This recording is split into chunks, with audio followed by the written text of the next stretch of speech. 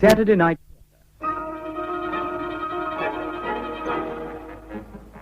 We present Naunton Wayne as Georges, Fenella Fielding as Françoise, and Jimmy Thompson in the name part of Auguste, the comedy by Raymond Castans. English version by Joan Sutro, adapted for sound radio by Cynthia Pugh. Auguste. Now, how many starlets for the Daughters of Paris cocktail party? Make it a dozen, Jeanne, and impress on those young women to be on time. The photographers will be leaving at 6:30. What's the time now? 11:45. 11:45? What is Françoise doing? Oh, I'll phone her. Martin. Françoise Martin. Here you are. Thanks. Engaged. This really is infuriating. What else have we got this morning? You were going to dictate the report for Carson on the Marilyn Wood Floricana romance. Oh, yes, that's right. Copernic 4240. Well, here goes. For Mr. Carson, European Director of USA Films, Operation Marilyn Wood Floricana romance. Floricana romance. Dear Sir. This time it's ringing. Hello?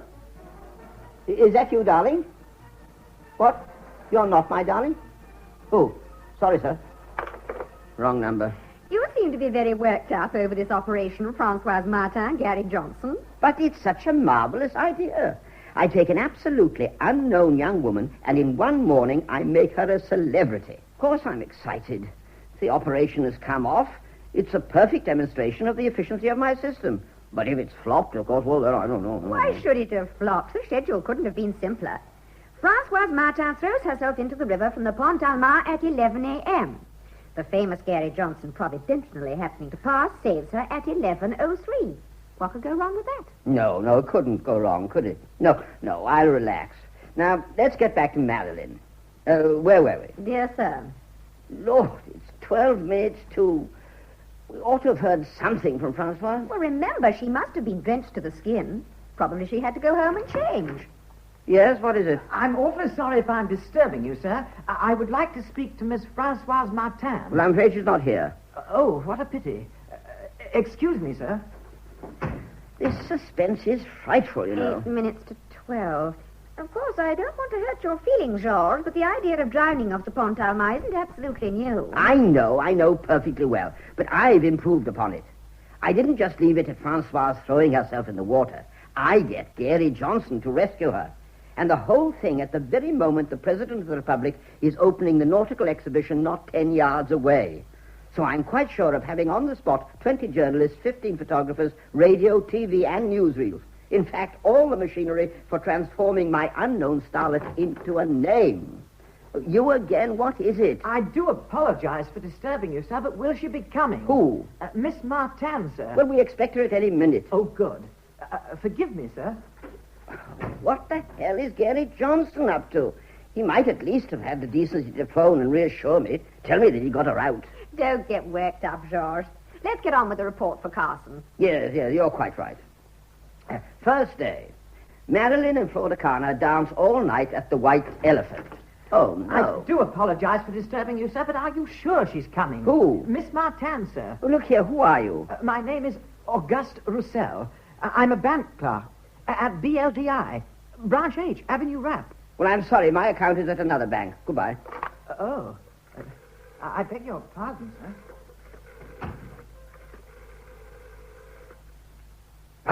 Got it. It's not engaged. It's ringing. It's ringing, but she doesn't answer. Georges, you shouldn't get worked up into such a state. I'm sure everything went off all right. There were no risks at all. No risks? What if Françoise arrived late? What if the Princess of Liechtenstein had her baby this morning? Turrenne's looking after that. The gynecologist? No, Turenne, their public relations officer. The one who does Bordeaux and the Archbishop of Sark. If the baby is inconsiderate enough to be born this morning, we shan't get a single word in the papers, even if the drowning went off perfectly. It's 12 o'clock. I'm going mad.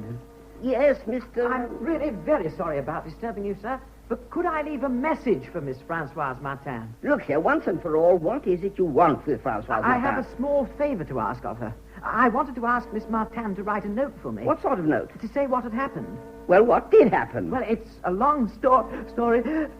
Oh, bless you. Thank you, sir. I must have caught cold. Had Miss Martin had a disappointment, do you know? Or some great sorrow? What makes you ask that? Well, because she tried to commit suicide not more than an hour ago. Oh, so you were there. Yes, don't worry, sir. She was rescued. Oh, thank you, my friend. Not that there was any doubt that she wouldn't be. I can even tell you by whom. Oh, really? You already know? By Gary Johnson. What? Gary Johnson. So that's who it was. Now I recognize him. Of course you recognize him. The top young star of the cinema. The darling of Hollywood. The courageous rescuer, the one who dived in. That was Gary Johnson. Oh, no. What do you mean, oh, no? I know what I'm talking about better than you do. No, the chap who dived in, that was me. Oh, bless you. There's the proof, sir. I've caught cold. You saved Francoise? Yes. Oh, I suppose you could say it was just luck. You call that luck? Well, I'll explain. For heaven's sake, do explain, and quickly. I'd better go and type that letter. Now, Mr. Roussel, Auguste. Yes. Well, as I explained to you earlier, I'm a bank clerk with the BLDI, Branch H, Avenue Rap. Yes, I know. Go on. This morning, about 11:15, my chief asked me to go round to a client in the Place Jean Goujon to clear up a mistake. As it's not far from Avenue Rap, I said to myself, I'll walk round there. A bit of exercise will do me good. Yeah, well, get on for heaven's sake. I could have gone by bus or metro. École Militaire is only a stone's throw from us, on the corner of Rue Amalie. But as there was no hurry, after all, I said to myself... Oh, but I'm in a hurry. For the love of Mike, don't go into everything you said to yourself. Oh, yes, I understand. All right, I didn't say anything to myself. I got to Brownlee Square. Well, cross it quickly. That's the point. It wasn't easy. There was a traffic jam. Special police stopping cars, and I said to myself, it's lucky I didn't take a taxi. The meter would have been ticking up, and my chief would damn your chief. Oh, yeah, all right, sir. Anyway, I got to the Pont d'Armes. At last. There was a real mob. Press cars, journalists, photographers, radio commentators, the TV van, the lot. I said to myself, what on earth is happening? There must have been an accident. No. It was the President of the Republic on his way to open the nautical exhibition on the banks of the Seine just there. You're quite right. They were all waiting for the President. I thought I might as well stay and watch him go past. I've always liked him. Yes, so have I, but for heaven's sake, get to the point. Well, I started to cross the Pont d'Armes. At last. Don't worry, sir. I've already told you she was rescued.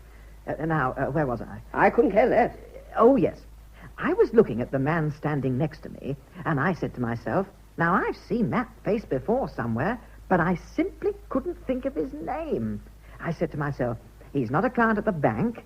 He's not anyone from Soucy-en-Brie. I live at Soucy-en-Brie, you know. I just couldn't place him, and yet his face rang a bell. Then just now it was you who put a name to it. It was Gary Johnson. Of course, I recognize him now. Oh, get to the point before I strangle you. Steady.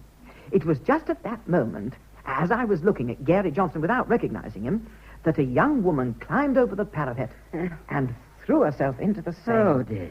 Well, there you are, sir. I didn't give another thought to the President of the Republic or to Gary Johnson. She hadn't touched the water before I was there, too. Only you? I swam towards her. I got her by the chin, like they did it in a documentary film. The cinema is some use, you know, in spite of what people say. When someone is drowning, you should hold them like that. Oh, not a demonstration, if you please. Oh, I'm sorry, sir. The poor girl was floundering. Not you, she kept on saying to me. Not you. She seemed furious. She was quite determined to die. Not you. It will always stick in my mind. And she seemed to be looking in a desperate sort of way for someone else. In the end, I got her to the bank. That will do. Thanks very much. Artificial risk. Don't you want to know what happened then? No, I don't. Tell me, Mr. What is your name again? Roussel, Auguste Roussel. Well, Mr. Roussel, do you always meddle in matters which don't concern you? Of course not. I have one motto. Live and let live. Well, then, just tell me why you stopped Miss Francoise Martin from drowning herself this morning. George, darling. It all went wrong. I know, my dear, I know. I heard. It wasn't my fault. I did exactly what you told me. And it went wrong. How are you? here? Yes. What on earth possessed you to rescue me? Are you a Boy Scout? No, I... You belong to a life-saving society? No, I Then work... why did you interfere? But you were going to drown yourself. Of course she wasn't. The girl can swim like a fish. Swim like a fish. Well, I didn't know. I didn't think she could swim like a fish. You didn't wonder even for one moment why none of the other passers-by jumped in? Well, perhaps because they couldn't swim. There. You just wanted to show off. I did not, I assure you. And it never occurred to you that you might be meddling in something that didn't concern you. No, I can't say that it did. Do you realize, sir, what an injury you've done this young lady? I don't understand. Perhaps you imagine you're the only man capable of saving me. Oh, I wouldn't presume that. All the same, I was the only one to dive in. You said so. No, sir, not the only one, just the first. Well, it amounts to the same thing. It certainly does not. Well, I dived in. Yes, you dived in. You dived in all right. That's all you can jolly well say. I dived in. And that is just what we're complaining about. But why? Because if you'd waited just 1 minute, somebody important would have dived in. How do you know? How do I know? How do I know? It was all arranged. Arranged? You arranged it? I did, Mr. Roussel. I'm sorry, I still don't understand. You arranged what? I had appointed a rescuer who was to dive in and save Miss Martin. So you knew she was going to throw herself in? Of course I knew. Did you know? Naturally. And did you know the exact minute she would throw herself in? Obviously. Well, I can't make head or tail of it. Mr. Roussel, the drowning of Miss Francoise was entirely devised by my organization. And I may add that I do not arrange a drowning without arranging a rescue as well. Do you realize who would have saved me if you hadn't barged in so stupidly? No. Gary Johnson. The famous Hollywood film star. Gary John. He was there purposely. Of course. At your invitation. Naturally. There are at least 200 journalists there. Not to mention photographers and film people. With Gary Johnson, they'd have really gone to town on it. Gary Johnson diving in. Gary Johnson emerging from the water. Gary Johnson pulling me out. Picture. Giving me artificial respiration. Picture. My first one smile. The rescuer's kiss. The president's congratulations. Picture. But they took them of me, too. Lots of pictures of me. They even wanted me to jump in all over again for... Bless you. Just think, rescued by Gary Johnson, the great Hollywood star. That would have been good for 200 front-page pictures throughout the world. Miss Martin would have been a celebrity. She would have been on the front cover of Mode. It's awful. It's all his fault. I missed the cover of Mode. Is it really so important to have one's photograph on the cover of Mode? It would have shot Miss Martin right into the top rank of international celebrities. That's what you made her miss, Mr. Roussel. Just so you could show how well you could swim. Anyone would think that you were out for publicity. Yes, Jeanne? Excuse me, George, but I've got Mr. Carson on the line about the Marilyn Wood Floricana business. Oh, yes, that's very important. Yes, I'll take it in your office.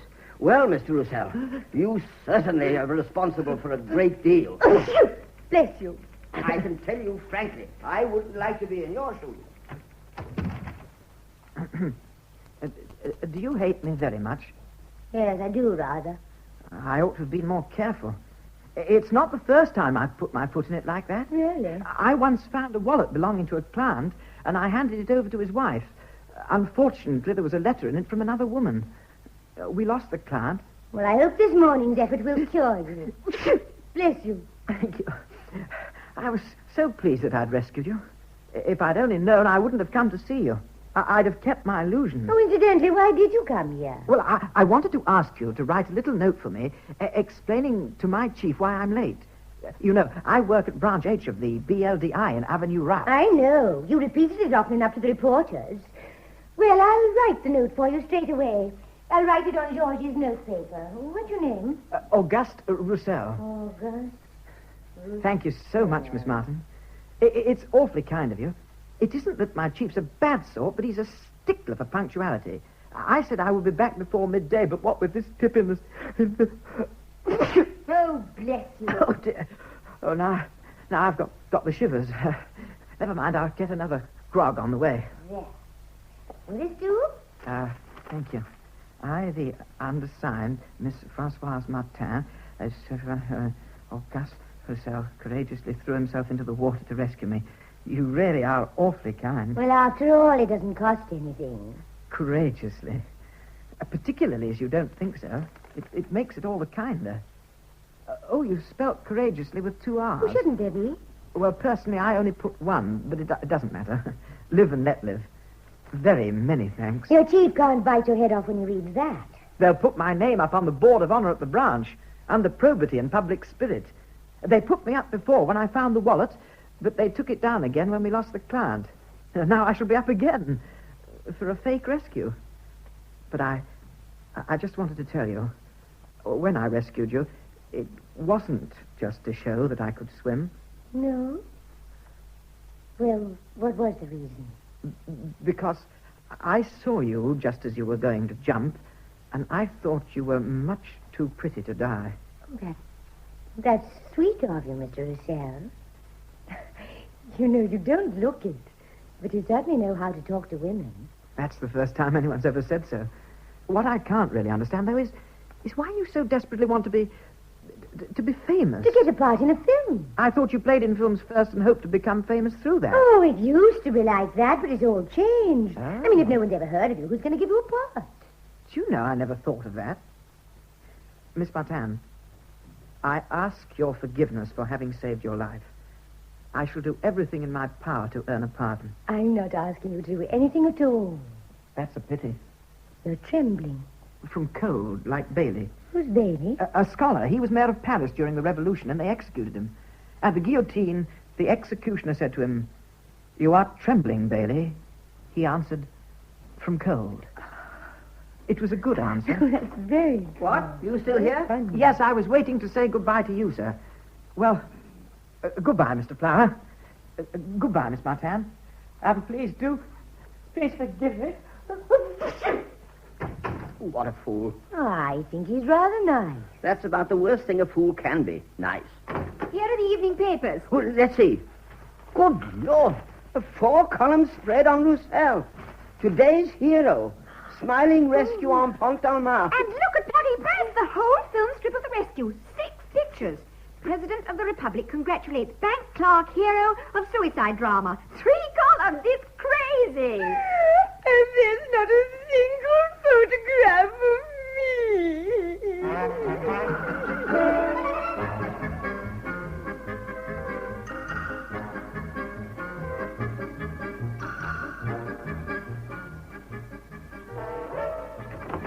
Good morning, George. Good morning, Jeanne.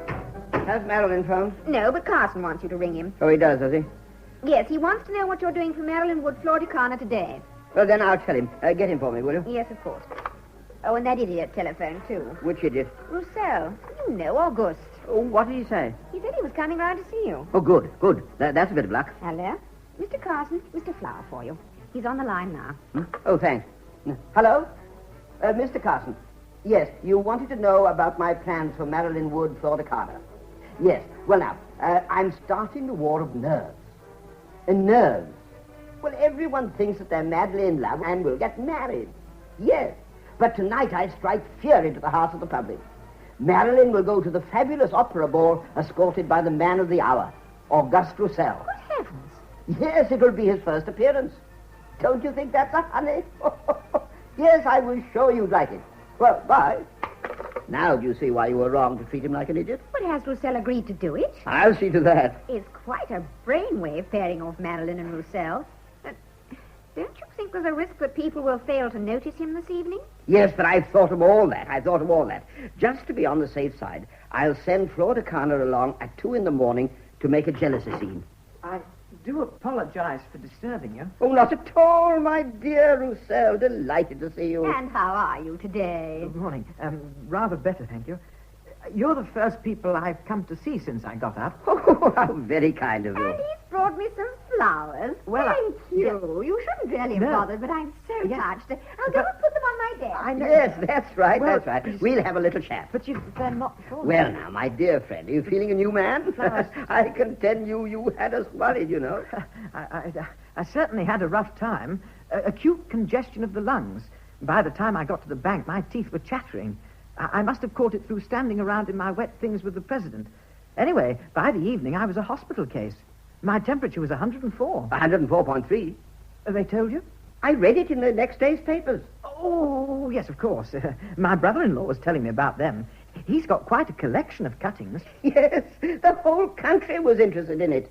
Throughout those 5 days of your fight against death, we followed every round, the rallies, the setbacks, newspapers, radio, TV. They all ran your story. Are you pulling my leg? No, not at all. Of course, one must admit that there was nothing else for the press to get their teeth into. Believe me, you were a godsend to them. Well, I'd never have believed it. And, how is Miss Françoise Martin? Well, unfortunately, she didn't get congestion of the lungs. How can you say such a thing? Well, it would have been worth thousands if she had. She would have got all the publicity. Oh, I'm sorry. I phoned her this morning as soon as I got back from the hospital. You certainly don't waste much time. Well, I start work again on Monday at the bank. I've been away 3 weeks already. One ought not to abuse their patience, particularly as they have promoted me a grade. I'm being transferred to the stock exchange department, a very responsible post. Good morning, George. Oh, good morning, Mr. Roussel. How sweet of you to call. of course I came when you asked me to, Miss Martin. Cunning devil. I didn't know you had a date with Francoise. I asked him to come round because I ran into Leonie, the editor of the Christian Clarion. Oh, yes, I've just... Oh, Mr. Roussel, don't go. This is all to do with you. I'll be back. Leonie wants to make a story of my suicide. According to him, it's worth at least 4 pages. 4 pages? Oh, that's really something. The Christian Clarion circulation tops 150,000. Well, his idea is to use my story to point a moral about the modern girl who imagines that getting into films is the foundation of true happiness and then suffers a bit of disillusionment. No, I don't think much of it. But 4 pages are not to be sneezed at. Miss Martin, these flowers are a small thank you for coming to see me while I was ill. Be careful, they're rather wet. Oh, yes. Miss Jeanne had already put them in water. Oh, poor old Jeanne. I beg your pardon? Oh, nothing. Oh, thank you, Mr. Roussel. I'm terribly touched. Oh, I'll put them in my room, but in the meantime, Oh, here. I've done all over my stockings. Give them to me. I'll put them back in the vase on Miss Jeanne's desk until you go. Don't forget them, will you? Do you mind, Miss Jeanne? Looking after them, I mean. Of course not. Thank you very much. She doesn't mind, she says. Good. Well, now, let's get back to Leonie. Well, what he thought particularly right for his readers, he told me so himself, was the fact that I was saved by an ordinary, clean-living, upright young man. Ah. You know, one of those who shun the limelight, but who nevertheless know wherein lies the secret of true riches, all right. That's how he put it. You see, Mr. Roussel, that means that you've hit the jackpot again. People are still going on talking about you. About me? Yes, you. But why do you mind? Well, to be quite frank, I do. You know, honestly, Mr. Flower, I'd much rather no one mentioned me again. Oh, but the whole story loses a lot of its moral value without you. The Christian Clarion might not even publish it. Mr. Roussel, you couldn't do this to me. Make me miss another chance. Well, of course, I don't want to spoil things for you, but... Well, what would I have to do? Oh, just tell the story of your life. To whom? A journalist. That's all. Oh, I should never be able to do that. Well, then I'll deal with this reporter on your behalf. All you've got to do is tell your life story to Mr. Flower, and he'll repeat what you've told him. Well, I should prefer that, if it's got to be done at all. Fire away, then. I'm listening. Oh, I'll start at the beginning. I was born at Now, Mr. Roussel, there's one essential point we must bear in mind throughout. It's not the reporter, and it's not Leonie, to whom that we are going to relate your life story. It's to their readers, to their public. Now, this public, that is Leonie's public, has certain ideals, certain opinions, and certain tastes. Any article which Leonie puts before it must satisfy those ideals and those opinions and those tastes. But supposing the story of my life doesn't fit in with these ideals and so on. Well, then it would be a dud article and Leonie wouldn't print it. Oh, for goodness sake, he's promised me 4 pages. He simply must give them to me. Now, don't worry, Francoise, don't worry. We're going to work on it. All we have to do, my dear Mr. Roussel, is to tell the reporter the story of your life, bearing in mind his readers' ideals and tastes. Yes. Now, you were saying... Oh, well, I hadn't started. I was telling you that I was born at... For Leonie's public, it would be a splendid idea if your whole life had been dogged by misfortune. Why? For instance, as an introduction, we'll explain to them that you only have a junior position in the BLDI and that you really deserve something very much better. But we can't tell them that. Why not? Because I have a very good position at the BLDI. I'm at H branch. I have a new rap. I get double pay, a bonus, traveling expenses, and a pension. They'd think I was complaining. The manager would be livid. You'd be doing me such a good turn. It's Miss Martin who is asking it of you, and you certainly owe it to her. You told me you'd do anything to further my career. You don't realize the seriousness of the words you want to put into my mouth.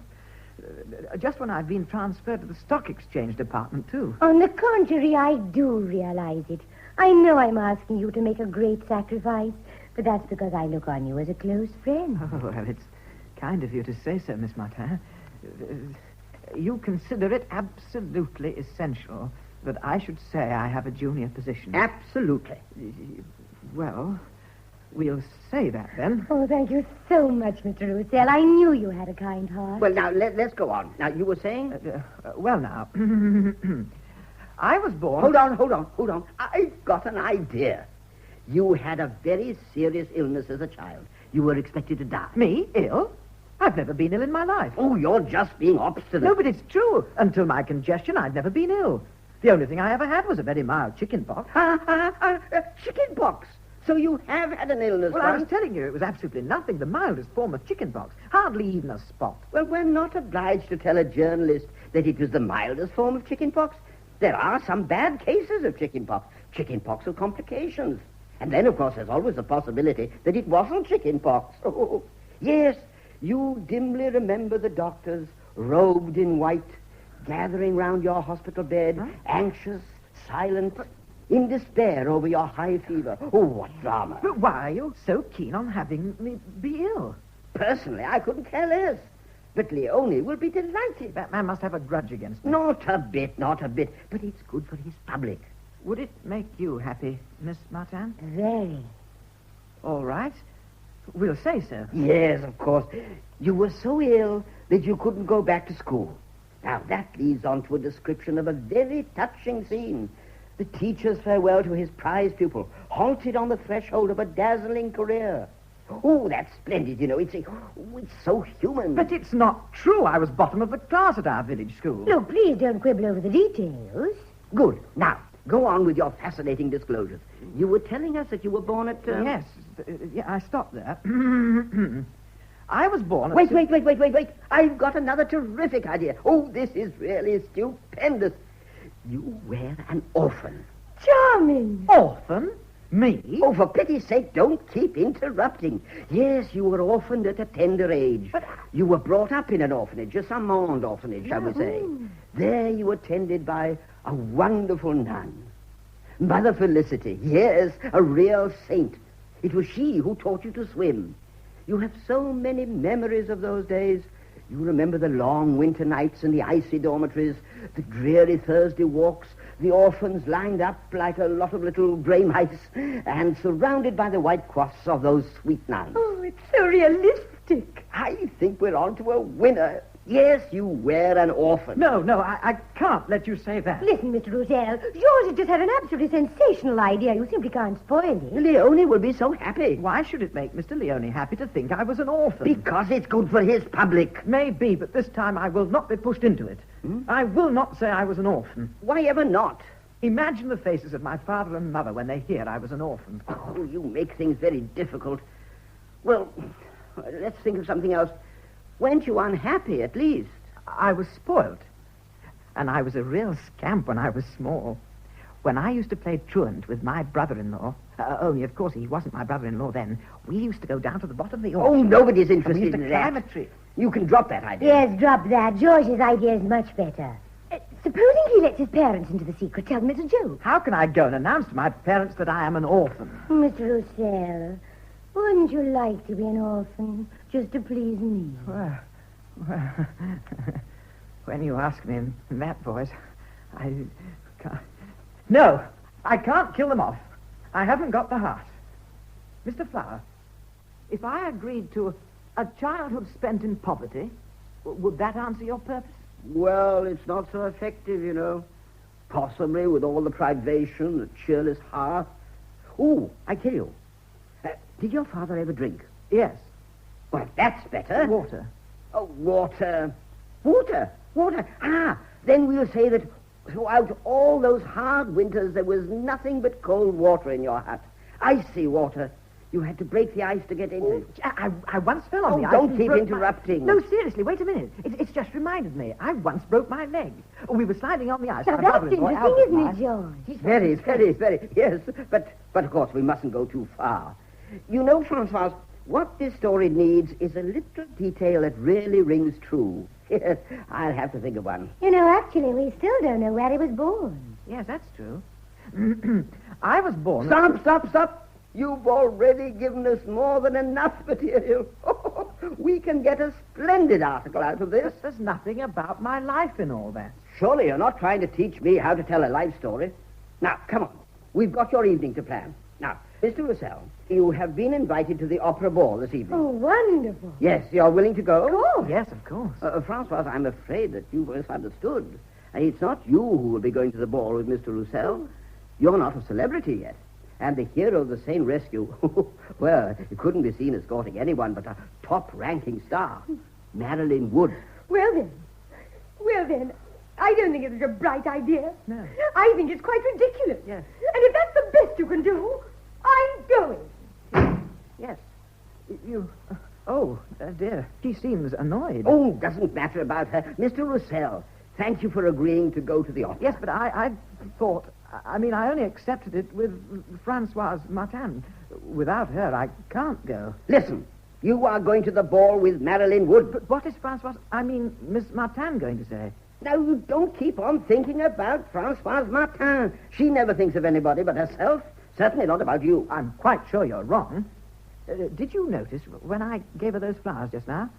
She looked quite touched. All right. If Miss Martin has taken your flowers with her, you don't go to the opera. If she's left them here, you go. Agreed? Agreed. Yes. Jeanne? I'm not worrying. She couldn't have forgotten them. We'll see about that. I saw that look on her face. Jeanne, did Miss Martin take those flowers with her when she left just now? Well, she went off in a great hurry. They're still on my desk. What? There. Now, what did I tell you?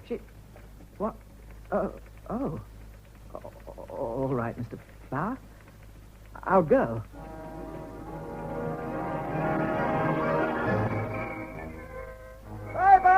Piper! Translation at the Opera House! Read all about it! Piper! Translation at the Opera House! Now, Mr. Roussel, perhaps you'll tell me again exactly what happened. At about 1 a.m, this man appeared.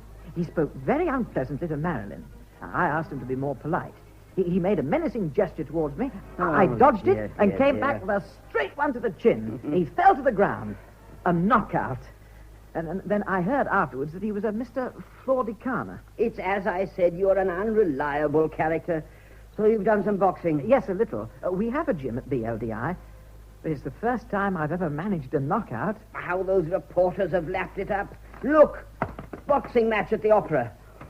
Marilyn declares Auguste is wonderful. What does she mean? She thinks you're sensational, extraordinary, fantastic. Oh, she's exaggerating. Mr. Redo Boyer Deli's here. He has an appointment with you. Oh, yes.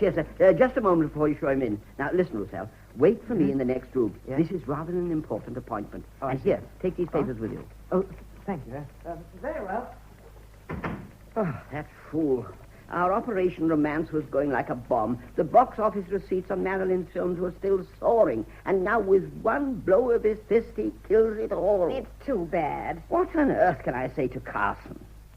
Well, we'll have to think that one out. Oh, show that gentleman in now. Will you come in, Mr. Deli? Thank you. Mr. Flower? At your service. Please, sit down. Oh, thank you. Mr. Flower, when I spoke to you yesterday on the telephone, I thought it better not to tell you my position. For more than 30 years, I have been director of the BLDI's publicity department. Rather amusing, don't you think? Delighted to see you. And now, Mr. Flower, for the last fortnight or so, the newspapers have been making a terrific fuss over a grade 4 official at our H branch in the Avenue Rap. Mr. Roussel? That's it, Agrippa Roussel. No, Auguste. I beg your pardon? Auguste Roussel. His name's Auguste. Oh, forgive me. I knew it was the same name as the Roman emperor. Well, in any case, it of no importance. I admit that I, myself, would have considered the beautiful victim more interesting. Do you know her? Yes, extremely well. Oh, do you really? How very interesting. I must talk to you about that again. When I expressed surprise at all this commotion over this man... Roussel? That's it, Roussel. César Roussel. No, Auguste Roussel. Oh, indeed, yes. They explained to me that you were the man behind this campaign. Yes, that's correct, yes. Well, allow me to congratulate you, sir. Your method certainly produced results. This morning's papers prove it all over again. Punching Floricana. It's really madly amusing. One of your ideas? Excellent. Oh, you're too kind. But one of the most influential members of our board of directors, Mr. Raynald, he's 80, you know, and still a real enfant terrible. Most amusing. He estimates that this popular acclaim of Auguste Roussel... Auguste Roussel. Oh. Here, I'll write it down for you. There. Oh, thank you. Well, that this acclaim of Roussel constitutes first-class publicity for the BLDI, and he may well be right. He succeeded in convincing the board, and I was asked to get in touch with you. Oh, yes. Well, Mr. Boydelin, when I undertook this popularity campaign around Auguste Roussel, it was because I was convinced that one day your house would inevitably take some notice.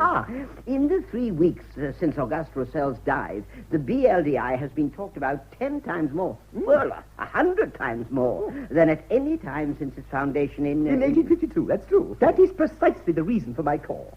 I have come to ask whether you would consent to continue on our behalf the business of keeping people talking about Auguste Roussel. Oh, yes, naturally, sir. It's my profession. Have you a large allocation at your disposal for this operation? Would you consider 50,000 francs per month sufficient? My 50,000... Yes, well, you must not expect miracles, you know, but I think I can put up something pretty good for you. Mr. Raynald wants him to be mentioned every day. Well, if he's got to be talked about every day, there's only one solution. Get him into the category of people who are talked about every day. Princes, film stars, and millionaires. Yes, now we can't make a prince or a film star out of him, but we could make him a millionaire. You think you could? Well, there's nothing simpler than being a millionaire. No one asks you to show your millions. No. Mr. Boydelin, tomorrow, at the Sailor Charpentier's, Auguste Roussel will buy a Picasso for 400,000. Oh, gracious. Yes, and that will jump him right into the millionaire class in one go. We will explain the sudden change in Mr. Roussel's fortunes afterwards. Well, we could say that one of the biggest shareholders in the BLDI heard on his deathbed about Auguste's deed and left him his whole fortune. How amusing. Yes, and that brings the BLDI in again. From then onwards, Auguste Roussel will be seen at Deauville and Longchamp, Maxime's. What about the 400,000 franc picture? We'll resell it at a profit to the United States, where there are plenty of real millionaires. Or, of course, we shall have to find another Auguste Roussel. What if we lose on the sale? Well, then the difference will have to go down to petty cash. Of course. Mr. Raynald would be thrilled with this idea, I'm sure. If only you knew him. He's too amusing for words. Mr. Flower, this seems a delightful plan to me. I really must express my admiration. Consider the matter settled. Oh, splendid. 50,000 francs will be placed to an account in your name immediately. Goodbye, Mr. Flower. Goodbye, sir. See you again soon. Jeanne. Yes, George? It's fantastic. From now on, we're working for high finance. Splendid. Wait. No, 10 to 12. Just right. At 12, go down to the Grand Gallery canteen on the ground floor. Show Roussel's photo to any of the salesgirls who can go out, and get them to crowd round the door and mob Auguste for his signature. Okay? Okay. I'll get down there at once. Good. Now I can deal with my millionaire. Oh, there you are, Auguste. It's a catastrophe. Not a bit of it. It's a triumph. Haven't you read the papers? They've got hold of everything you told the Christian Clarion. You've made me an orphan. Well, it was such a good idea, I just couldn't resist it. It's terrible, not a bit like my life. It will be your legend. My legend? Yes. Auguste Roussel is a hero. There's always a legend about every hero, usually having little relation to the truth. But legends are always about the dead. Not at all. Nowadays, every celebrity possesses a legend during his or her lifetime. It is we who invent it. You? Yes, us. Public relations. We take the truth and reshape it into another form of truth, especially adapted to suit the tastes of the public. And since the celebrities are only too eager to fit in with their legend, our truth is more true than the other in no time at all. I've got Sophia Marini on the line. It's about the launching of her film, The Tigress of Bengal. Oh, yes. Well, tell her that she's to be a godmother to the lion cub that's just been born at the zoo. Christening ceremony Tuesday in the cage, in the presence of Sultan IV, father of the lion cub. I found a clergyman who used to be a lion tamer. Don't forget that little detail. Well, you know how easily Sophia is scared. I'll tell her. Now, my dear Roussel, now listen. I had better break it to you straight away that you are going to be extremely busy. Mm-hmm. I've accepted dozens of invitations for you, and from Monday onwards, you have scarcely a minute left to yourself. Oh, it can't be done. From Monday onwards, I'm no longer free. I have to go back to the bank. You're going back to the BLDI? Naturally, my sick leave is up. Oh, you become the most celebrated man in France overnight, and you talk of returning to the BLDI? What on earth are you going to do there? I'm going back to my work, damn it. And as I shall be in another department, it will take up more time at first. You're going to install yourself behind a counter again? Like a simpleton? Like an nonentity? As if nothing had happened? Just when Marilyn thinks you're wonderful? Sophia's asking if you're sure about your ex-Lantamer clergyman. She has no objection to his being a fake clergyman, but she's rather insistent that he should be a real lawn-tamer. Tell her he's a real clergyman and a real tamer. He used to be chaplain to the Bengal Lancers. Okay. Now, Mr. Roussel, a man like you simply cannot go back behind a counter. I'm going to make you a proposition. If you agree to leave the BLDI, I'll give you 2,000 francs a month. 2,000 francs a month? Well, that's more than 4 times what I earn at the bank. 2,000? What would I have to do for the money? Oh, it's very simple. You are a personality. All I require of you is that you remain one. But that isn't a job. If you only knew how much time it takes up when one wants to get people to talk about That's one. exactly what I don't like. Sophia says, is she right in thinking that this lion cub is the son of the lion that mauled his keeper? Yes, that's what makes him so interesting. Oh, she said if that was the case, wouldn't it be possible to christen a sea lion or a baby penguin instead? Oh, listen. Tell her that the whole thing's off. There's nothing doing. Oh, all right. Here, Roussel. What? You were wondering how to make people talk about you. Well, if you like, the lion cub could have a godfather, not a godmother. You. Me? Of course. Why not? You would hold it in your arms in the lion's house with all the other lions roaring in the background. Oh, think how that would come over on TV. You're not serious? Well, it would be a colossal success. Mr. Flower, don't you try to persuade me. I told you no, and I mean no. Goodbye, Mr. Flower. Mr. Roussel! I prefer the bars over my counter at the bank. Oh, Albert! Auguste! What on earth are you doing But here? it's you I'm looking for. May I introduce my brother-in-law? How do you do, sir? I'm Albert Chevalier, garage proprietor at Soucy-en-Brie, the garage on the square. What's the matter? Holy smoke, we've all seen the papers down there. You certainly hit the headlines. It's fame. Congratulations. I've come to Paris on account of a wonderful idea I've had. I'm taking you back to Soucy. Huh? On Thursday, you are to preside at the inauguration of our trade week. It'll make a terrific sensation. What do you think of it, Mr. Flower? Oh, yes, I agree with you. It will be a sensation. He's by far the most famous product of the town. He's more famous than Stanislavski. Stanislavski? The footballer, you know, the Strasbourg right wing. He was born at Soucy-en-Brie. He's pictures in all the cafes in Soucy. But today, Auguste has definitely outstripped him. Did you see that article this morning? It's terrific. Of course I've seen it. It brought tears to my eyes. It brought back so many old memories. Really? Oh, none of it surprises me, you know. I always thought that one could write some smashing articles on Auguste's life. I've known him since he was a small child. Yes. I was there when his mother and father died. Albert, for heaven's sake. He was still quite a mite, and he had to be sent to an orphanage. Oh. He went to the St. Mond. I can still see it. Those long lines of orphans, the nuns' quaffs. I used to take him oranges. You were really like a father to him. Well, it was the least I could do. He had very delicate health from then on. Yes, He yes. seemed to catch everything, you know, dear. typhoid, scarlet fever, whooping cough, the lot. I should know. I nursed him. Albert, please don't go on. There's nothing to be ashamed of. On the contrary. Oh. And now he's chickenpox. Now, chickenpox is usually dismissed as nothing. But when Auguste had it, it was dreadful. He couldn't go back to school afterwards. And such an intelligent child, too. Always top. Now, what was it he could take up? One day he found a junior post with the BLDI. Albert, Mr. Flower knows all about that. Well, no, to get back to Thursday, we're going to have a grand reception in your honor with the mayor, the entertainments committee, Miss Soucy-en-Brie, Philharmonic, everybody. Yes, but I hope his manager will let him take the day off. His manager? What manager? The manager of his branch H, Avenue Rap. Yes. On next Thursday, Mr. Roussel will be behind his counter. You're joking. Isn't he, Auguste? Indeed he is not. I shall most certainly be at the bank next Thursday. You're going back? Tomorrow morning. But, Auguste, you can't think of doing that. Why not? Why not?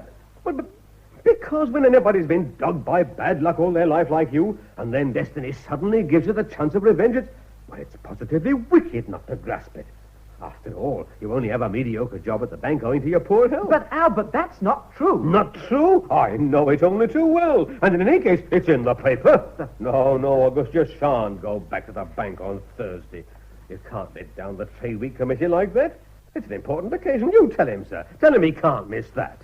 And my friend, he is going to miss a great deal more than the Trade Week at Susie. He's going to miss the most fabulous events, like the Film Stars Gala. He's been invited to the Film Stars Gala. Of course, he's going to miss the Ambassador's Ball. The Ambassador's Ball? And the Cannes Festival. Cannes Festival? Carson is on the line. He has something important to tell you. Thanks, Jeanne. Yes, I'll take it in your room. Now, look here, Auguste. What? I must talk to you seriously. You can't go back to the bank. Why not? Well, to please your sister. Now, you're a celebrity. You come and work with me at the garage. No. We'll call it the Auguste Roussel service station. No. And we'll double our customers. We'll open a branch of No, Bombay. Albert, don't go on. I prefer the bank. All right, then let's leave the garage out if you like. But you can't go back to the bank. What? It isn't worthy of you. I mean, people who have their pictures in the papers, go to theatres with film stars, fight with ambassadors, don't go back to the BLDI. My dear Roussel, the USA Films have just asked me to put a proposition to you. Will you marry Marilyn Wood? What? Marry Marilyn Wood? Me? Ah, you're pulling my leg. I certainly am not. That knockout of yours has made Flor de Cana the laughing stock of Paris. He is no longer eligible to marry Marilyn.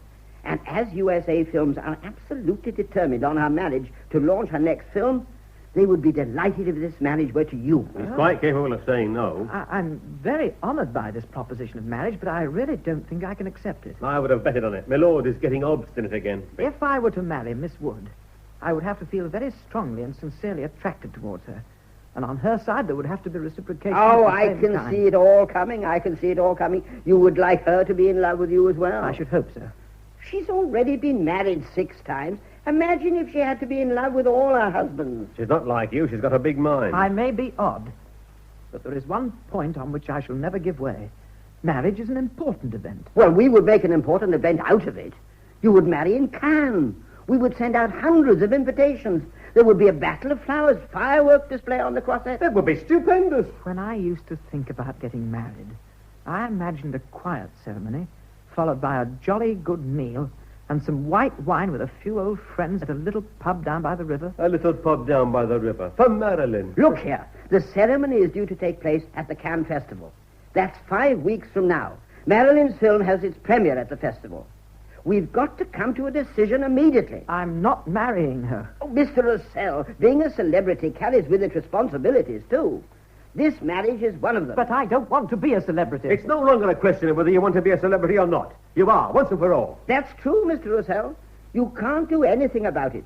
Except you'll have a fabulous life. Every night will be a gala night. Today we've got the premiere at the Olympia.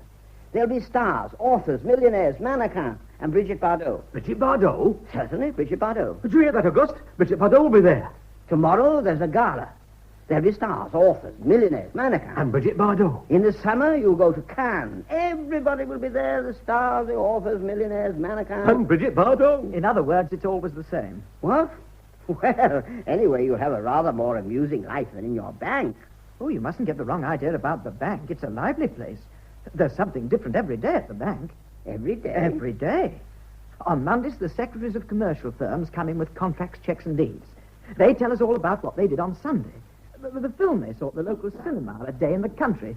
Oh, you've no idea how we enjoy Sundays on Mondays. Don't listen to him, Mr. Flay. Listen to what he's Tuesdays saying. and Thursdays. Amelie Market come in. They bring us some of their first strawberries or their first violets. We can mark the various seasons by their little presents to us, and they keep us well informed. For instance, this year we're going to have a very hard winter. Do you know why? The onions have got 8 skins.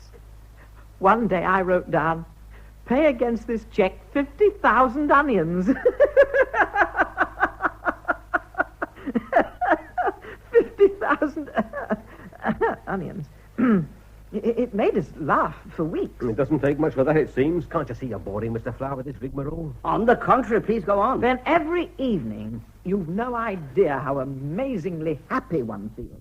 Simply because it's 6 o'clock. I understand. Besides, there's life in the branch itself. Every 3 months, we get a new recruit. And we lay bets on whether he'll fall in love with Miss Lisette, who's in the trustee department, or fall passionately for Madame Vera, who is head of the typing pool and divorced and has peroxide hair. And then there's the special occasions. A grand ball in the banqueting rooms at the Hotel Moderne with the BLDI's hot club band and a cabaret. The company's secretary has a magnificent voice. You'd think he was Caruso. And then there's a cashier from the Batignolles branch who does card tricks. They're fantastic. Then there are the dramatic circle evenings. I'm an honorary member. I pay my subscription, help paint the scenery, and when they give a performance, I put on an armband and check tickets at the door. Not a childish nonsense. But above all, there's this constant sense of danger that we live under. What danger? The danger of a hold-up. There's always the chance of a hold-up in a bank. 6 months ago, they nearly robbed G branch at Menilmontant. They were caught in the nick of time. We, in the Avenue Rap, are H branch. H is the next letter to G. It's just as though we were in the front line. I would never have thought that life in a bank was so thrilling. Oh, when you pop into a bank for 5 minutes, you can't grasp the intensity of life there. So it's definite, then. You refuse to marry Marilyn Wood. Yes, I do. There's nothing we can do. He's determined to be a bachelor. No, not at all, Albert. You should have put Miss Françoise Martin's name forward, Mr. Flower. Impossible. I've got an Italian producer arriving tomorrow. I'm planning to have her escorted everywhere by him. Does she agree? Unlike you, Françoise has some ambition. She's ready to do anything in order to arrive. Anything? In any case, whether you like it or not, you won't go back to the bank. I've sent off your letter of resignation. What? You dared to do that? They ought to have got that letter this morning. But it's a forgery. I must go and tell them at once. Oh, the fool. He'll go and ruin everything. Françoise is on the line. Oh, I'll take it. Hello? Oh, good morning, Françoise. Sorry, I'm busy. Yes, in any case, it's all arranged. Tomorrow I'll introduce you to Mr. Degatelli. He will escort you everywhere, and we'll take some pictures. What do you mean, no? Now, look here. Do you want people to talk about you or not? Yes or no? What? You want to get there on your own merits? What's got into you? Take a couple of aspirins and go to bed. Good night. Well, Mr. Flower, what can we do about Auguste? Oh, I really don't know. I've never come across anyone so absolutely determined to turn away good fortune. Oh, don't talk to me about it. I'm ashamed for the family. I was seeing myself already as Marilyn Wood's brother-in-law. That would certainly have given the garage a boost. I would have christened it the Marilyn Wood Service Station. Yes, it was a very good idea. Oh, I copied his signature perfectly. It was a masterpiece. Perhaps they won't let him retract the letter. Well, it's our last hope. With a bit of luck, he may have got held up in a traffic jam. That would give us a slight reprieve. Providing we can think of something. Oh, my mind's a blank, an absolute blank. Oh, hello? Who? Mr. Boyadilla? Oh, we're saved. Yes, sent in his resignation. Yes, I knew about that. What should you do? Why, accept it, of course. Yes, immediately. If not, our whole campaign will fall through. I can rely on you? Oh, many thanks. Splendid. I've been assaulted. Why, Auguste? What happened? I was assaulted as I left the building. Hordes of girls screaming. They kept calling out, Auguste, Auguste. Eventually, I managed to escape. It's dreadful. I can't even walk along the street in peace. The price of fame. You see, you have a well-known face. Well, it looks as though I shall have to grow a beard. What will you do while it's growing? I'll wear a false one and dark glasses. I shall have to explain to the manager of the bank why I'm wearing That a false won't be beard. necessary. Your resignation has been accepted. How do you know? The managing director took the trouble to let me know a few moments ago. Well, since 12 years loyal and willing service isn't enough to stop them accepting a forged resignation, Mr. Flower, I accept your offer of $2,000 a month. That's the stuff. Good for you, Auguste. So it's settled. You will marry Marilyn. Yes, Good, good, good. Now, smile. It goes with your new career. I will. I'll smile all the time. I'll show them that I'm not shedding any tears over leaving the BLDI. From now on, you will take your place in society. You will only be seen with a top name. Quite.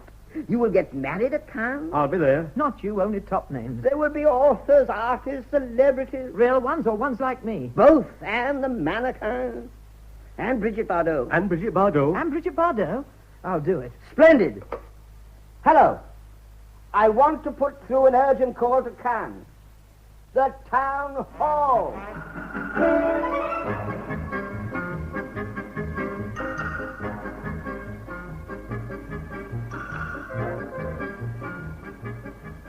Your own brother-in-law, Auguste. Your sister's husband. Hand me my tie, will you, Albert? 9 hours by train, and what do you say? My jacket, please. Oh, but look, she's a beautiful little car. She's only done 15,000, and I give you my word, I wouldn't go and sit the speedometer back, not for my brother-in-law. I repeat, Albert, I cannot drive around here in Cannes in just any car. I'm not allowed to. Ask Mr. Flower. Oh, that chap. He'd have you forget your family. Setting you up here in this posh apartment in Cannes on the Croisette. Palm trees, blue sea, blue skies, a bathroom, the lot. Well, anyway, Albert, thank you for coming here. He's dragging you away from your own sister and brother-in-law. We've seen you precisely twice at Soucy-en-Brie since you've become a millionaire. It isn't that I don't want to come and see you, Albert. It's simply a lack of time. Liar. You don't do anything. Precisely, that takes up all my time. When you're working, you have a 40-hour week, whereas when you're doing nothing, you don't know when to stop. I would. Yesterday, I went to cash a check at the BLDI branch here in Cannes. When I saw an old colleague facing me, tears came into my eyes. And he, poor chap, envied me. Look, I'm going back on the evening train tomorrow, so we'll lunch together. I'm not free for lunch for at least 3 weeks. Well, what about very early tomorrow morning? I'm due on the golf course at 8. You play golf? It's compulsory for millionaires. Well, do you know how to play? I'm learning. Look, Albert, you pick up this stick. It's called a club. And with it, you have to hit a little ball not much bigger than a plum. You're not allowed to touch it with your hand. You send it flying off into the fields, and then you go and look for it. If you don't find it, you've lost. Of all the daft things. Then there's polo. Polo? It's compulsory for millionaires. You gallop around on a pony, and you steer it with your left hand while you twirl a mallet in your right hand. Look out, you'll do yourself a mischief. Oh, dear. Oh. Then there's sailing. That's compulsory for millionaires. I tell you, I simply haven't got a minute to myself. Luckily, I do go to the club. The club? It's compulsory for millionaires. Now, there one can relax. They have the English papers. You select one. You settle yourself in a club armchair. You put the English newspaper over your face, and you go to sleep. They call it going to the club. Oh, good morning, Mr. Flower. Good morning, Jeanne. Good morning, Miss Jeanne. Good morning, Mr. Flower. I'm sorry, Mr. Chevalier, but visiting time is up. We have a very heavy program today. See, Albert? Goodbye. Well, can't you give them a 24-hour pass at least? We'll try to, but I can't promise anything. Well, goodbye, Auguste. Oh. You'll regret that car, I'm telling you. Bye, Albert. I say, Jeanne, is this the suit you meant me to wear? Yes, but you've forgotten the blue cornflower in your buttonhole. I thought I'd like a white carnation. A blue, my dear Roussel. Always a blue cornflower. Establishing the little gimmicks like that helps to silhouette you. Shall I go now? You must get out of this habit of always arriving early. You have to get to the cinema just 1 minute before the curtain goes up on Marilyn's film. Will she be there? Of course. Since you're going to pick her up at her hotel. Good. I'm looking forward to seeing the film. It's been talked about long enough. You are not going to see the film. Oh. 10 minutes after it starts, you are to slip out unnoticed. Oh. And you will only go back 5 minutes before the end. Why? Because in 20 minutes' time, you've got an appointment here with Walter Dupont. He wants to photograph you for a German magazine. Yes, I'll go and bring your sports car around to the door. After the film, you go to the Soleil Bar for drinks and signing autographs. At 1 o'clock, leave for Lanapool. USA Films are giving their luncheon party there. In this suit? Yes. At 3:30, return here to change. Which disguise do I assume then? Blazer and white flannels, your yachting outfit. I'm a very poor sailor, you know. You're only going to fire the starting shot for the regatta. After that... I come back to change. That's it. Dark lounge suit. Mm-hmm. This is important. It's the reception for the Soviet delegation. After that... I come back to change. Black tie for the prince's informal little dinner party for 40. After that... I come back to change. By then it's time for white tie. No, you're going to the fancy dress ball at the Miramar as Napoleon. Huh? He reached the top, too. Will that be the lot for today? Who's that? Françoise Martin. What? Miss Francoise Martin. Oh, come in. Oh, do come in. What a surprise. Hello. What a lovely surprise. You in Cannes. Well, I only got here yesterday. The festival committee invited me. Oh, I'm so glad. Jeanne, would you leave us? You're going to be late. Well, it'll make it all the more chic. Please, go. Well, it's very sweet of you to come and see me, Miss Martin. I hesitated, you know. I wondered if you'd still remember the little starlet. As if I could ever forget you. It was you who never gave any sign of life. I knew what you were doing from the papers. You have become an important person. Oh, not particularly. How can you say that? You're in society. Did you know your autograph is worth 4 Marlon Brandos as a swap? A Gallup poll proved it. I know. But let's talk about you. Because, you see, the Auguste Roussel that you're talking about, the important person, that's not me. Oh, it's true he's got my face, but under this well-cut suit, behind this facade, the other one is still tucked away. The other one? The one you knew. The rather silly bank clerk. Oh, not silly, Mr. Roussel. Charming, brave. Well, anyway, he's the one who still thinks constantly of you. But the other one is going to marry Marilyn Wood. Oh, Gus, this isn't funny. I told you not to be early, but this is overdoing it. Oh, hello, Francoise. It's you. How are you? I'm afraid that I'll have to take him away now. Come on, we must go. Well, I could take Miss Martin with me, couldn't I? What are you thinking of? That would cause a scandal. Well, I'll see you again. I'm coming back in 10 minutes. Wait for me. Will? Promise you will, or I won't go. It's a promise. All right, bye. Go on, Roussel. Francoise, my child, I'm delighted to see you again. Would you dine with me this evening? I'm not free. Oh, a date with a film producer? No, my grandmother lives in Cannes. You know, you're not taking the best way to get to the top. I'm going to take you in hand again seriously. What about dinner tomorrow? Hello? Oh, is he on his way up? No. You've done quite right. Yes, I'll go and meet him. Yes. Francoise, my child. I'm expecting a visitor, so scram. Sorry, but it's quite unexpected. We'll meet again sometime. Well, perhaps. Bye for now. Come in, Mr. Boyd. Well, thank you so much. How very nice to see you. Do sit down. I'm disturbing you, Mr. Flower. No, not a bit. Oh, but I am. I saw her. I compliment you. She's delightful. She's a friend. She's a client. A client. A fancy. I'm a client for the client. That's my little joke. But still, if she's a client, you must have her address. You on holiday? No, on business. Mr. Flower, I have come to tell you that the gentlemen of our board have come to the conclusion that you are not producing a sufficient effect, and they are therefore terminating your contract.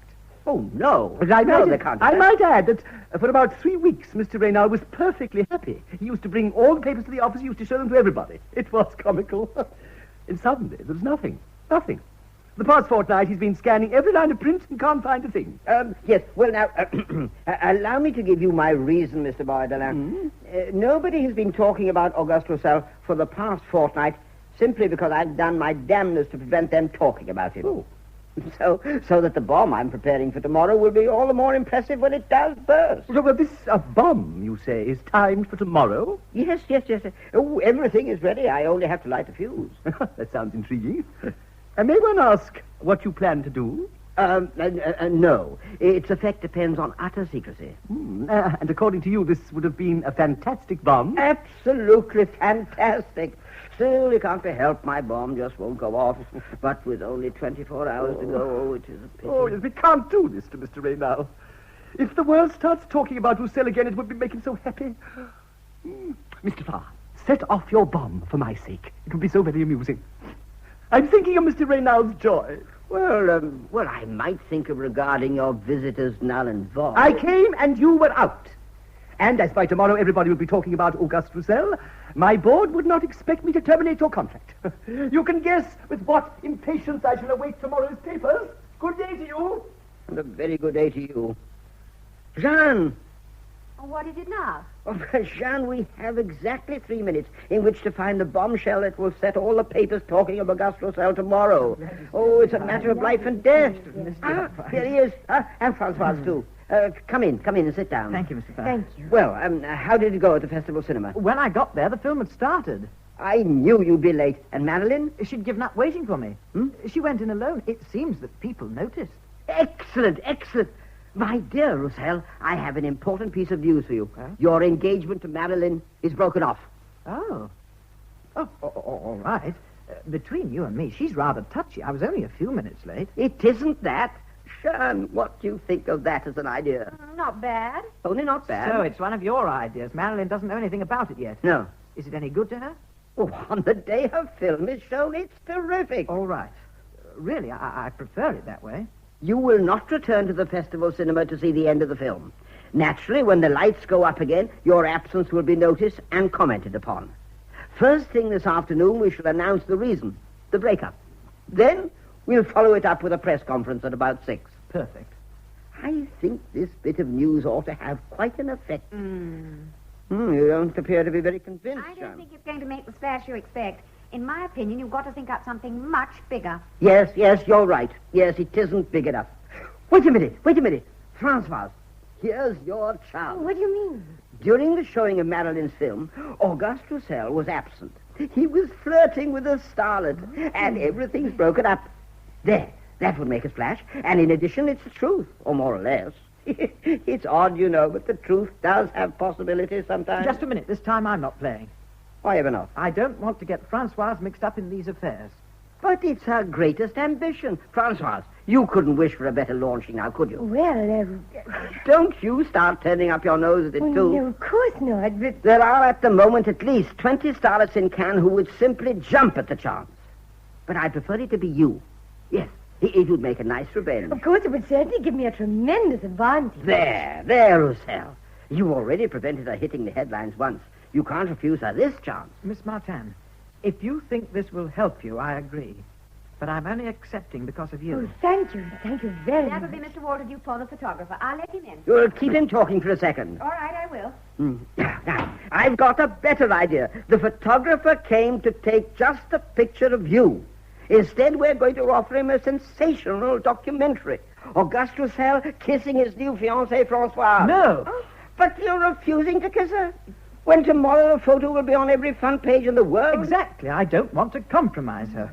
But she'll be delighted. She'll be launched. Isn't that so, Francoise? Oh, it certainly would be terrific for me. It's settled, then. I'll go and fetch Walter Dupont. Is it true that you'd be delighted to kiss me? Well, of course, Mr. Roussel. Well, come in, Mr. thank Dupont. you very Look, much. we've reserved this terrific world scoop especially for you. I see. The first kiss between the newly engaged couple. Really? In one shot, this photograph will announce the break with Madeline and the forthcoming marriage to Francoise. I see. You must admit that we're giving you a favored nation treatment. I can't thank you enough. Now, let's see. Where shall we take this picture? What about the sofa? That'll look good. Yes, that's it. On the sofa. Yeah. And now, Mr. Roussel, will Yes? you sit here? Oh, yeah? That's right. Now, Françoise, you sit next to him. Like this? Because That's fine. Oh, wait a minute. I'd like to have some flowers in the picture. Mr. Flower, you hold them there for me at arm's length. Like this? Careful. I've got to get the flowers in, but not your hand. Oh, I see. Now, keep as far away as you can. Oh. And then I want you to direct this floodlight on the curtain for me with your other hand. Oh, yeah, here? Further away. Oh, here. Higher. No, a bit higher. Look, stand on that stool. That's it. And now, Mr. Roussel, you embrace your fiancée exactly as though we weren't here. Well, Put your arm around me.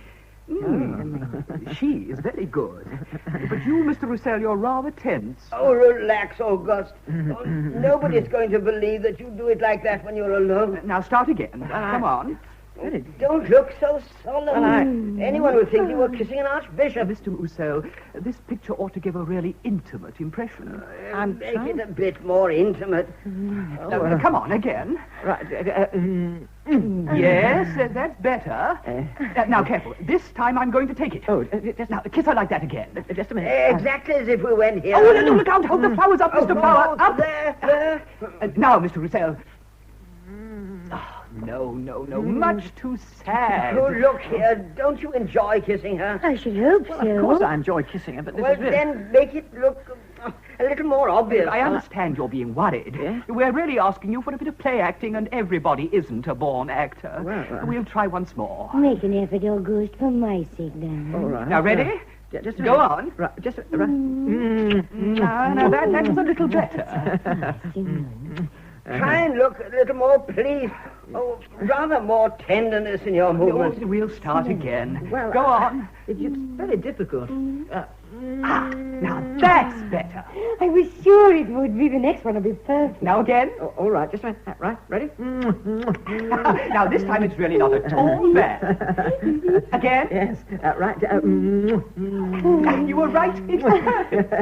I told you so. No, don't move. Are we starting again? Oh, yes, that was just a tender kiss. Now, I'd like a passionate one. Passionate. Look, clasp Francoise tightly to you. Passionately, like this. No, old chap, tighter. Really? Like this. As tight as you possibly can. Press her back a bit over your arm, like this. Like that. Now, that's right. Hold it. Now, that was very good. Are we starting again? And you're dead right we are. Now, close your eyes slightly. Yes, Put a bit of voluptuousness into it. I've closed my eyes, you see, like that. Splendid. Is that voluptuous enough? Walter told you it was all right. Now, hold it. Yes. Do we do it again? Again? Yes. Right. Now, that's really good. I enjoyed that. Oh, wait. Do we start again? I've only got one exposure left. Now, I'd like something really hot. Hot? Now, you hold Francoise in your arms and you kiss her Yes. savagely. Savagely, yes. Oh, just a second. We'll have an extra light. How savage? Now, this is going to be a big spread. Going to be savage. Now, hold it. Ready? Here we go. Ready? Step. Hell, we fused the lights. Oh, God. The fuse box is in the corridor. I'll see to it. Really, I'll one show you thing when it has to is. go wrong. Don't wait for getting warmed up. Miss Francoise, shall we try it again? Yes.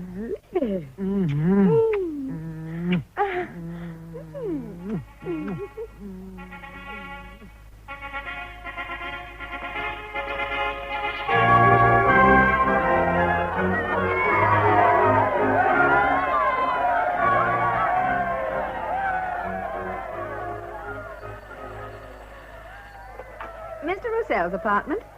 Oh, it's you, Georges. The telegrams? I should think they have arrived as a colossal pile from celebrities. The ones we sent ourselves, the fakes, oh, they must be amongst them, but I haven't opened them all yet. You'll be round in 3 minutes? Right. Come in.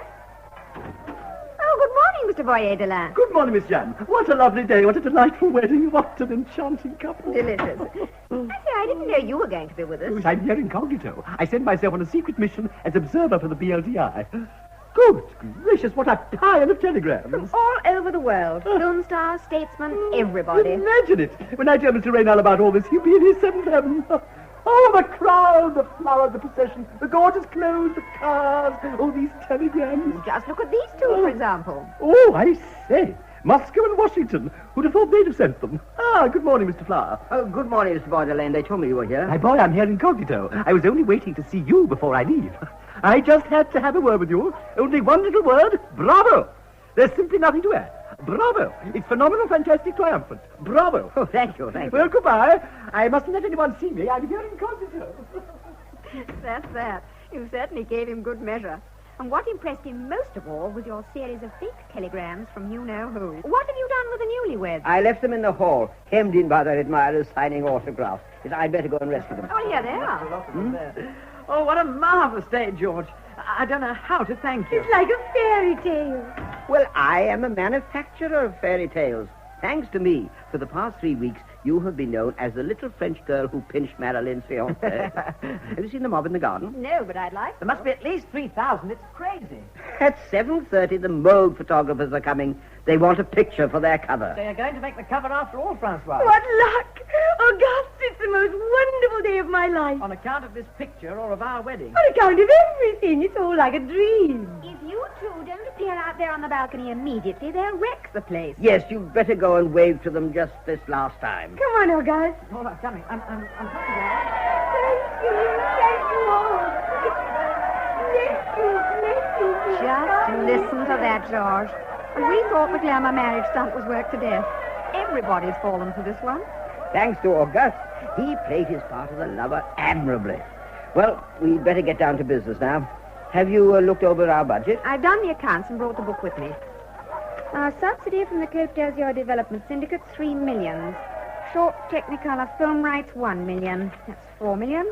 What about the honeymoon transport? Well, I've clinched that with Terrestrial Airways. 1 million subsidy. 1 million. And the honeymoon itself? Sicily is offering 1 million and the Balearics 800,000. We could collect from each of them and make them both happy. That brings us up to 7 million. Jeanne, this wedding is a milestone for us. The public are interested in Auguste himself because he's a celebrity. That's true. In fact, you've invented a new industry. Exploitation of a celebrity. Famous people like film stars and so on, they're not always available. But in Auguste Roussel, I have created a professional celebrity, always at your service. We only have to hire him out. And today proves there's no lack of clients. Oh, and I'm not stopping now. Up to a few days ago, I only had one celebrity at my disposal, Auguste. Now I've got two, Auguste and Francoise. I'm going to run them all through the summer. They will do the Waldorf Ball, Ascot, the season at Venice, Miami, and Monte Carlo. Once that's over, I'll give them a resounding divorce. Oh? Then, by marrying each one of them off again, I get 4 celebrities. And there's no reason why it should stop at that. Within a few months, we could build up quite a stable. Providing you always manage to pick an Auguste or a Francoise. Bye. Goodbye to you all. Goodbye. Lovely. Oh, if it weren't for this appointment with the photographers, Francoise would spend the whole evening on the balcony. I would indeed. Hurry up, Francoise. The makeup girl is waiting for you. Come on, then. See you later, darling. All right, darling. Don't be long, will you?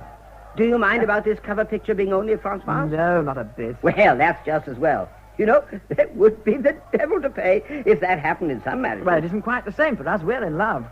What did you say? Ours is a love match. Auguste, you don't have to pretend now. There aren't any journalists here, you know. That's why I'm speaking openly.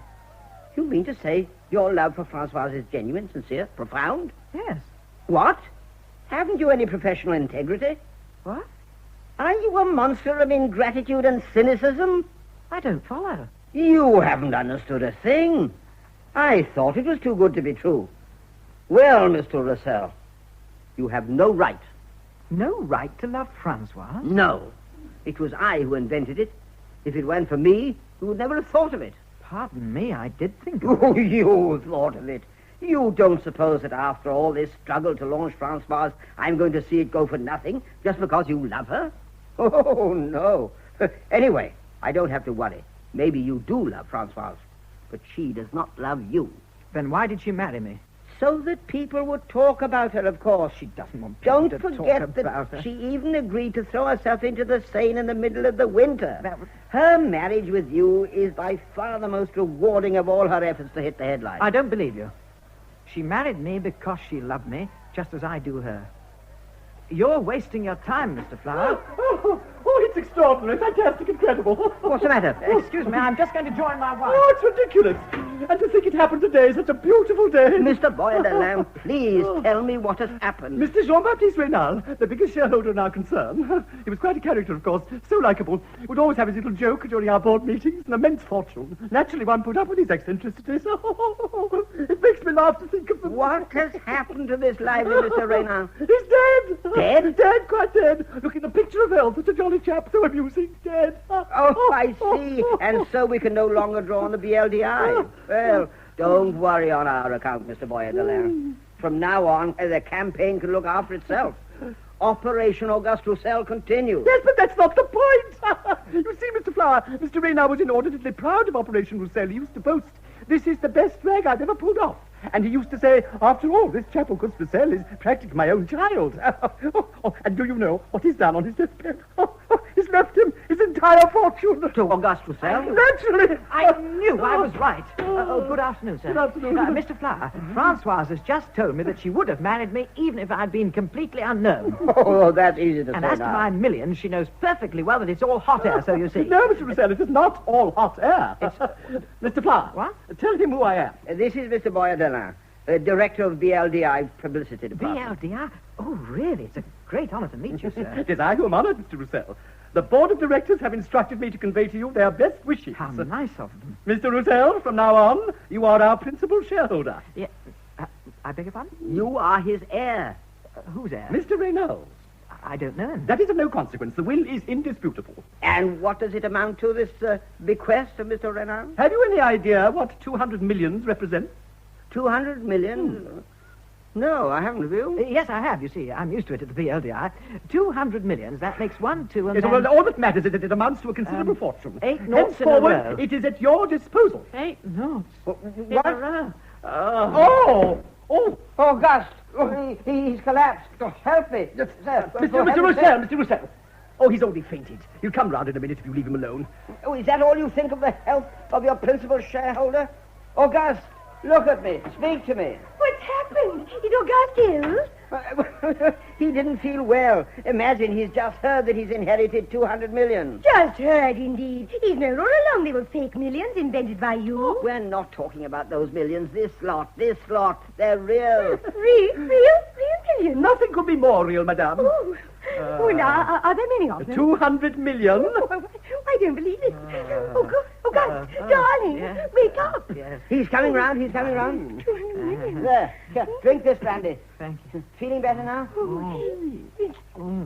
Darling, it's wonderful news, darling. Yes. His fortune, where's it come from? It's Mr. Reynard. Excuse me. It was my idea. Mr. Roussel, what are you going to do with all these francs? Well, he doesn't know yet. Oh, yes. Oh, yes, I do know. I'm going to buy myself a private life. A private life? Yes. No more responsibilities. No more sporting club. No more Balearics. No more golf. No more polo. No more yachting. In short, a life of freedom. I hope, Francoise, that you are not going to let me do this. If that's how Auguste wants it, I shall accept happily. Thank you, darling. Oh, so it's true then. You do love him. Didn't you know? You love him? You seem to have some difficulty in grasping the idea. I've been betrayed by my own ingenuity. I imagine a fake inheritance and it materializes. I stage a fake love affair and it turns out to be real. Yet my job consists of inventing stories. If they're going to come true, what's going to happen to me? I'm most upset, Mr. Flower. Mr. Roussel, once more may I express my respectful compliments. In you, Mr. Reynard has found a worthy successor. In fact, Auguste, you're a total loss to me. Put yourself in my place. Mr. Flower, I feel like building a bank just for me at Soucy-en-Brie. And I shall look after the current accounts counter. Well, that takes some beating for a millionaire's whim.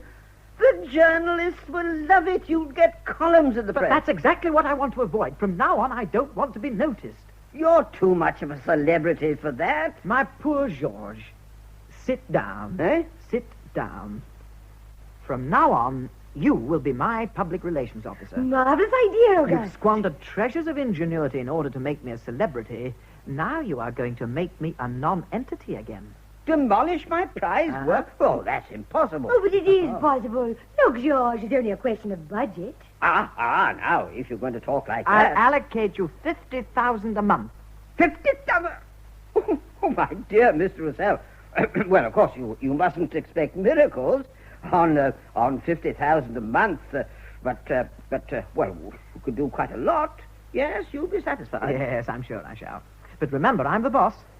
You'd better soften up public opinion to prepare for my disappearance from the world of celebrities. That's not going to be easy. I can't guarantee success unless you promise to carry out my instructions to the letter. We promise. Yes, we'll have to use a certain amount of cunning. Astuteness. To start with, you must carry on as if nothing had happened. Go and dine at the sporting club, and then tomorrow you leave by air for the Balearics. But is that compulsory? Oh, yes, of course. Once you've stepped into the limelight, you've got to go on with the act. Oh, all right, I agree. Well, to soften up public opinion, you can tell the story of my life. Well, you see, I had a very unhappy childhood. Oh, really? I was orphaned very young. Uh-huh. I remember the rows of orphans, the coifs of the dear nuns at the St. Mount orphanage. There was one really wonderful nun, an absolute saint, Mother Felicity. It was she who taught me to swim. Really, really? Yes, she'd been breaststroke champion before she took the veil. Oh, and by the way, here's a detail I never told you. I was born... Yes. You can tell us all about it at the sporting club.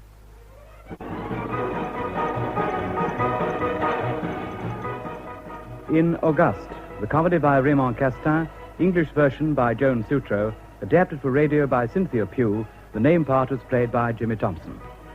Francoise Martin was played by Fenella Fielding, and Naunton Wayne was Georges Flower, with Barbara Schotter as Jeanne, his secretary. Monsieur Boyer-Delin was played by Rolf Lefebvre, Albert, the brother-in-law, by Julian Somers, and Walter, the photographer, by Kenneth Dyke. The recorded production was by H.B. Fortuin.